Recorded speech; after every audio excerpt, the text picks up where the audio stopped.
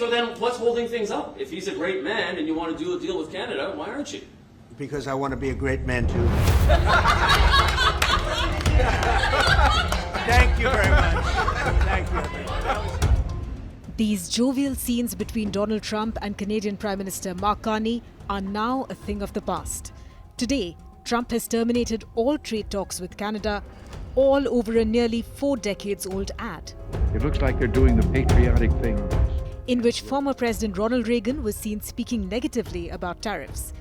The ad, sponsored by the government of Canada's province of Ontario, quoted Reagan, an icon of US conservatism, as saying tariffs hurt every American. Trump called the ad fraudulent and said tariffs were important for America's economy and national security. In a post on Truth Social, Trump said the Ronald Reagan Foundation has just announced that Canada has fraudulently used an advertisement which is fake, featuring Ronald Reagan speaking negatively about tariffs. It looks like they're doing the patriotic thing by protecting American products. Ontario Premier Doug Ford announced the ad, saying, "I'm a big Ronald Reagan fan. We're going to repeat that message to every Republican district there is, right across the entire country." Ford has been one of the most vocal critics of the taxes levied on US firms buying Canadian products. Foreign imports. It looks like they're doing the patriotic thing. In the minute-long ad published last week, Reagan's voice can be heard narrating over images that include the New York Stock Exchange and cranes adorned with both flags of US and Canada. When someone says, let's impose tariffs on foreign imports, it looks like they're doing the patriotic thing by protecting American products and jobs. It showed Reagan criticizing tariffs on foreign goods while warning that they caused job losses and trade wars in the long term.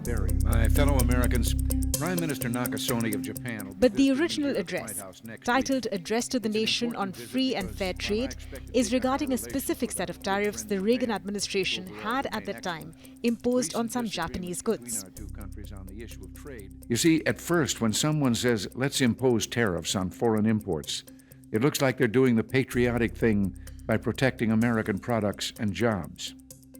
And sometimes for a short while it works, but only for a short time. What eventually occurs is, first, homegrown industries start relying on government protection in the form of high tariffs. They stop competing and stop making the innovative management and technological changes they need to succeed in world markets. The Ronald Reagan Foundation issued a statement saying the ad was using selective audio and video of Reagan and that the foundation was reviewing its legal options.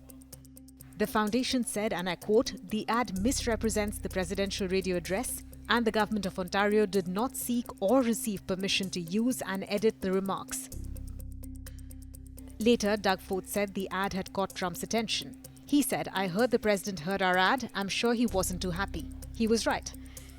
Trump said Canada cheated and got caught. They fraudulently took a big buy ad saying that Ronald Reagan did not like tariffs, when actually he loved tariffs for our country and its national security. Canada is trying to illegally influence the United States' Supreme Court in one of the most important rulings in the history of our country. Canada has long cheated on tariffs, charging our farmers as much as 400%. Now they and other countries can't take advantage of the US any longer. Thank you to the Ronald Reagan Foundation for exposing this fraud. Make America great again.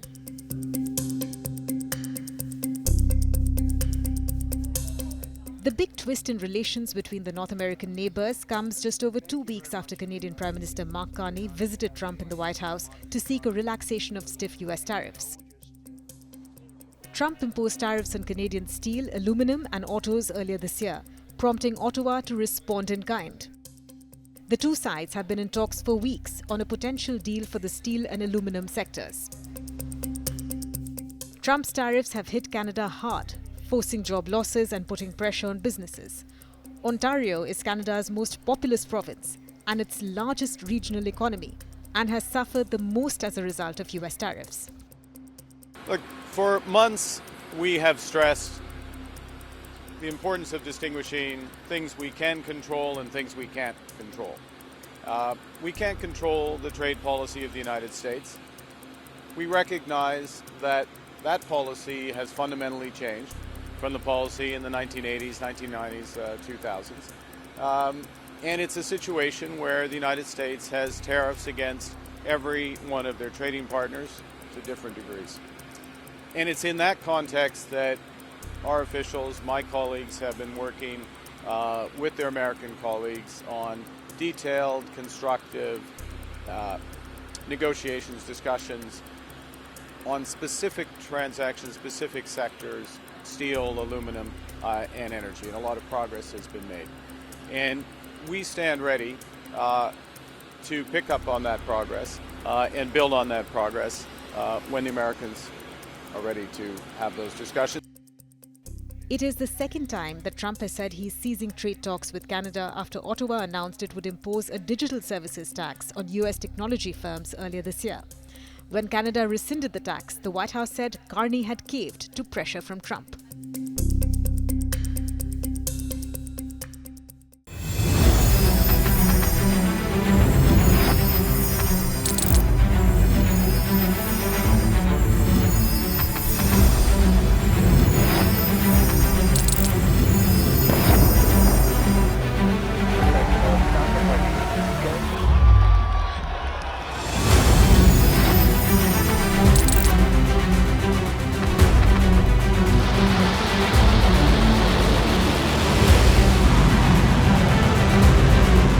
Been fighting so long and so hard that they don't know what the they're doing.